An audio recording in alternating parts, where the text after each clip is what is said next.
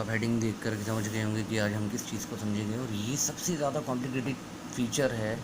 अगर इसको समझ लिया तो समझिए वो जो एक जिंगल है इसको लगा डाला तो लाइव जिंगल आला, दिस सॉर्ट ऑफ थिंग कि इसको समझ लिया तो फिर साइंस समझने में आसान हो जाती है। तो अब विदाउट वेस्टिंग द टाइम हम स्टार्ट करते हैं। एटम के दो सब एटॉमिक पार्टिकल्स होते हैं जिसके बगैर किसी भी तरह के रिएक्शन का होना बहुत मुश्किल है, except nuclear reaction. Nuclear reaction में एटम्स में इलेक्ट्रॉन और प्रोटॉन्स का ज़रा इतना वैल्यू नहीं होती, न्यूक्लियस की न्यूट्रॉन की ज़्यादा होती है, न्यूक्लियर इसलिए उसे कहा जाता है। लेकिन बेसिकली बाकी सारे जो होते हैं उन रिएक्शंस पे आपको एटम और हाँ एटॉमिक नंबर जानने के लिए, एटॉमिक नंबर के लिए जो चाहिए वो इलेक्ट्रॉन ही चाहिए। तो सबसे पहले हम इस बात को समझें कि ये है कहाँ और है क्या।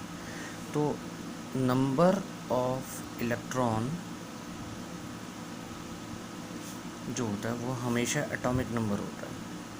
हम सबको पता है number of electron are equal to the number of protons. तो ये दोनों ही जो नंबर होते हैं, इन दोनों को ऐड करके नहीं, ये दोनों ही नंबर जो होते हैं वो एटॉमिक नंबर होते हैं। तो एटॉमिक नंबर की वजह से हमें सीरीज़ मिलती है, hydrogen, helium, lithium, beryllium, boron, carbon, nitrogen, oxygen and so on. तो अब इस बात को समझिए कि एटम के अंदर इन दोनों का काम क्या होता है और ये दोनों करते क्या हैं। तो बेसिकली 9th क्लास और 8th क्लास के बच्चे जिनको एटम्स जैसे स्टार्ट होता है, एटॉमिक बम गिर जाता है उनके सर पे कि भाई ये बहुत बड़ा चैप्टर है। अरे कुछ नहीं है, पोस्टलेट्स बहुत सारा बने, तो बहुत सारी थ्योरीज लिखी गई, बहुत सारा वो हुआ। अब इस बात को समझिए कि बेटा शुरू में जब डाटा एटॉमिक थ्योरी बनी 18वीं सेंचुरी के आसपास, तो उस समय इलेक्ट्रॉन माइक्रोस्कोप नहीं आए थे। तो जो भी बना तो हाइपोथेसिस बना था। उसके बाद हमारे पास इतने सारे एलिमेंट्स थे ही नहीं। पीरियोडिक टेबल अगर आप पढ़ेंगे तो आपको पता चलेगा कि हमारे पास एलिमेंट्स ही नहीं थे, तो सब पर क्या लग सकता है। तो इसलिए डाटा एटॉमिक थ्योरी के कुछ पार्ट्स को हटाया गया। उसके बाद बहुत पोस्टलेट तक आते आते Rutherford model of an atom एक स्पार्कलिंग एग्जाम्पल था। बट अब हम आते हैं आज के उस पर कि इन सब स्ट्रक्चर से हम एक चीज़ पर आए, कंक्लूजन आया, हाइपोथेसिस आया, और हम समझे कि इलेक्ट्रॉन और प्रोटॉन का रिलेशन क्या है और ये करते क्या हैं। तो बेसिकली ये हमारा एक एटम है, इसे कोई भी एटम मान लीजिए। इसमें एक न्यूक्लियस है जहाँ न्यूट्रॉन रहता है। बेसिकली न्यूक्लियस कोई स्ट्राइकल वो नहीं होता, यहाँ न्यूक्लियस होता है, ठीक है। और जो प्रोटॉन है वो कहाँ है, प्रोटॉन एटॉमिक क्लाउड के अंदर होता है। इसको हम एटॉमिक क्लाउड कहेंगे, एटॉमिक क्लाउड। अभी यहाँ क्यों है, कैसे है, इस बात को समझिए। प्रोटॉन एक बहुत मोटा, एक बड़ी चीज़ होता है compare to an electron. Electron बहुत छोटा होता है। Reason behind that is electron और प्रोटॉन का 2000 का आंकड़ा है। मैं यूँ समझा देता हूँ कि इलेक्ट्रॉन का वजन अगर 1 किलोग्राम है तो प्रोटॉन 2000 किलोग्राम का होगा। 1.865 टाइम्स बताते हैं साइंटिस्ट। तो 2000 आप मान लीजिए, 2000 बिगर देन मैसिव देन। तो इन दोनों का एक रिलेशन है। बट दूसरी प्रॉब्लम ये, इन दोनों के जो चार्जेस होते हैं वो बराबर होते हैं। एक लाइन का हम यूज़ करते हैं जिसे हम कहते हैं magnitude of the charge. Magnitude के अंदर हम क्या करते हैं, चार्ज को इसमें डाल देते हैं। अब चार्ज जो कि मैग्नीट्यूड में होगा, तो मैग्नीट्यूड जो होता है वो ये कहता है कि आप पैमाना बताइए, आप एक वो बताइए, आप नेगेटिव और पॉजिटिव नहीं बोलेंगे, स्केलर है ये, वेक्टर नहीं है, साइंस नहीं बताएगा। तो साइन नहीं बताएगा तो उसका मैग्नीट्यूड, तो मैग्नीट्यूड तो बराबर है। अब आप कहोगे magnitude of the charge are same then they have the same charge, लेकिन कौन सा वाला चार्ज है, ये प्रोटॉन साहब जो है पॉजिटिव है, नाम से पता चल रहा है ना, प्रोटॉन P पॉजिटिव, इलेक्ट्रॉन जो है वो नेगेटिव है, नेगेटिवली चार्ज। अब चार्ज कितना है, वो है 1.67 इंटू 10⁻⁻90। ये आपका इलेक्ट्रॉन का चार्ज है। 1.67 इंटू 10⁻⁻90 ये प्रोटॉन का चार्ज। बहुत सारे स्टूडेंट्स को मैंने देखा है वो इस -19 वैल्यू को प्लस कर देते, कहते प्रोटॉन तो प्लस चार्ज है। अरे बहुत उल्टा हो जाएगा, इतना ज़्यादा चार्ज रहेगा ना, प्रोटॉन पूरी दुनिया घसीट लेगा।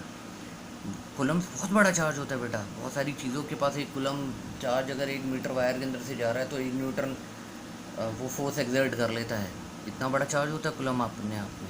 तो ये नेगेटिव चार्ज है, this is negative charge, this not the positive charge. Yes, electron के मामले में अगर मैं इसे मैग्नीट्यूड ना बोलूँ तो माइनस लिखेंगे, प्रोटॉन के लिए प्लस लिखेंगे। तो ये है। तो what is the theory is that कि प्लस चार्ज नेगेटिव चार्ज को अट्रैक्ट करता है। Positive charge will attract the negative charge. तो प्रोटॉन इलेक्ट्रॉन को अट्रैक्ट कर रहा है, इसका मतलब इन दोनों को तो मिल जाना चाहिए, लेकिन sorry for that. Electron travels in a regular circular path, ये घूमता रहता है। इसी की वजह से अनसर्टिनिटी प्रिंसिपल लिखा गया कि भाई पता ही नहीं चलता, ये इतना घूमता रहता है।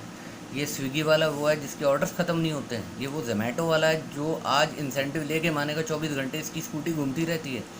And police is making a chase on him कि भाई इसने कोई चालान नहीं पे किया, पुलिस इसके पीछे घूम रही है। तो पता चला कभी ये बिल्डिंग कभी वो बिल्डिंग, फिर घूम फिर करके अपने घर पर वापस, क्योंकि यहाँ पर प्रोटॉन नाम की इसकी बहन है जिससे इसको एक लगाव है। वो चाहता है मेरी बहन का मैं ध्यान रखूँ, तो ये चक्कर काट के वापस यहीं आ जाता है। And keep chasing on this.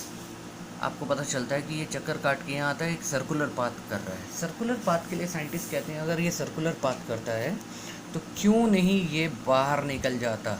Circular path वाला तो जो होता है उसमें आपका सेंटीमीटर फोर्स लगेगा जिसकी वजह से बाहर निकल जाएगा। तो यहाँ पर जो बैठा प्रोटॉन है ये अट्रैक्शन कर रहा है, अपनी तरफ खींचता है उसे, जिसकी वजह से ये बेचारा बाहर नहीं जा पाता और सर्कुलर पाथ के सेंटीमीटर फोर्स की वजह से अंदर नहीं आ पाता। So that's why keeps revolving around this nucleus, around this atom sphere thousand of the time. और इसी की तरह के बहुत सारे इलेक्ट्रॉन्स जो होते हैं वो चक्कर ही काटते रहते हैं बाहर। ये अपने अपने सर्कल के हिसाब से काटते हैं, कोई यहाँ काटता है, कोई यहाँ काटता है, कोई ऐसे काटता है, कोई ऐसे काटता है। अब आपको समझ में आया? फिज़िक्स में ये वाला जो बनता है इसके बीच में एन लिख देते हैं तो क्या होता है। Sorry for my drawing, it's not weird like that, but आप इस बात को समझिए कि ये है क्या।